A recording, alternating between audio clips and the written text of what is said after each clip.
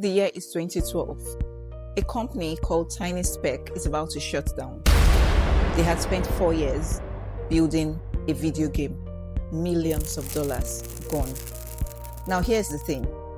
They were building something else on the side, a simple communication tool to help the team communicate effectively. That tool today is worth $27 billion. That tool is Slack. Okay, let's rewind to 2009. Stewart Butterfield, a serial entrepreneur, he already sold Flickr to Yahoo for a fortune. He could have decided to just retire, but no, he went on a new mission to build the most ambitious online game called Glitch.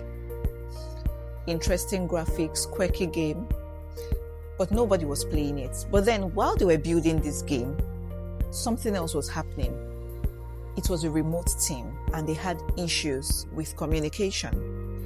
And basically every communication channel that they had tried was not working for them. They had tried emails, endless threads, and IRC. It all was not working for them. So they decided what any sane team will do, build their own tool. And so they started building their tool. But while they were building this tool, something interesting was happening. They enjoyed using this tool more than even building the game that they were building.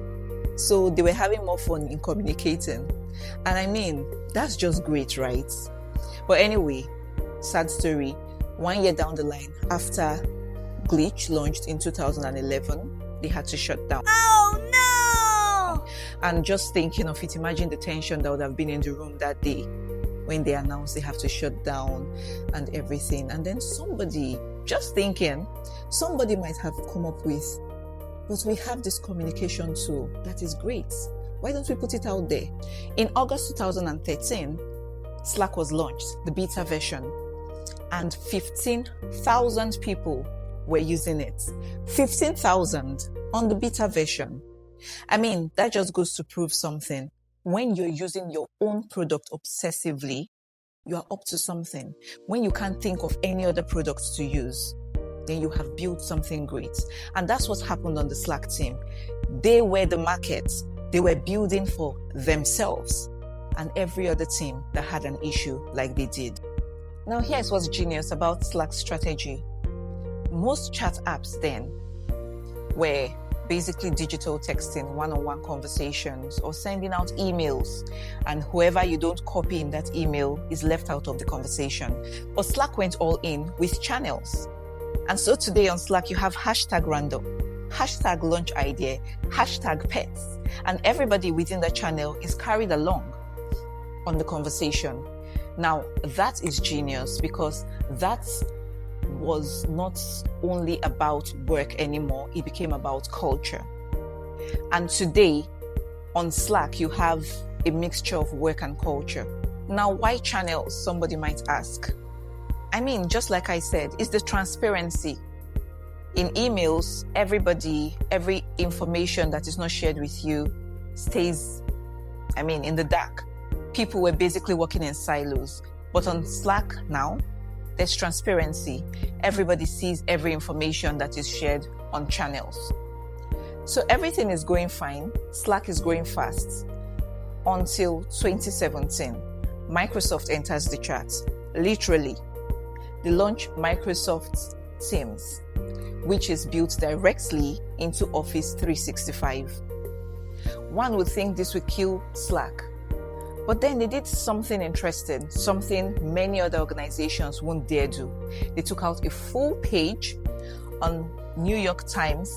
They took out a full page ad and wrote a letter to Microsoft. It's called Dear Microsoft. Aww. And in it, they were congratulating Microsoft and also throwing subtle shades, talking about we are genuinely excited to have some competition.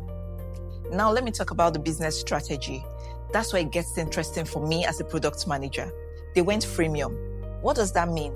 That means they had unlimited users, but limited message history. So small teams start using Slack, and as they grow, they add more people on Slack, and then the conversations pile up. Then at some point, you can't access your history anymore. Genius. Then you have to pay $8.79 per member per month. And that is how to build a $1 billion organization.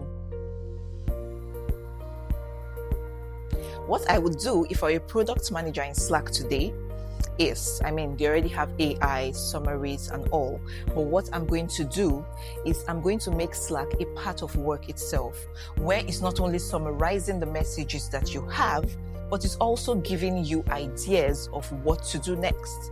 It has all the history of the conversations, and so it can give you an idea of what next should be happening. That is what I would do if I were the PM at Slack today. Now, 3 things we can learn from the Slack story. Number 1, your side project can become your main project. The side project can fetch you money. 2, personality can be a competitive advantage, especially in a boring industry. Slack proved that corporate doesn't have to be soulless. It can have personality. It can be interesting. 3, listen to user behavior, not just user feedback. Slack team use their product obsessively. And that is the behavior you should be listening to as a product manager. How are people using your product? Don't just listen to what they say. Look at what they do. All right, that will be it for this episode. Shout out to Stewart and the Slack team for taking that crazy bet and building an awesome product. If you want us to dissect something else, another product, just comment in the comment section down below and we will do that. See you next time. Bye-bye.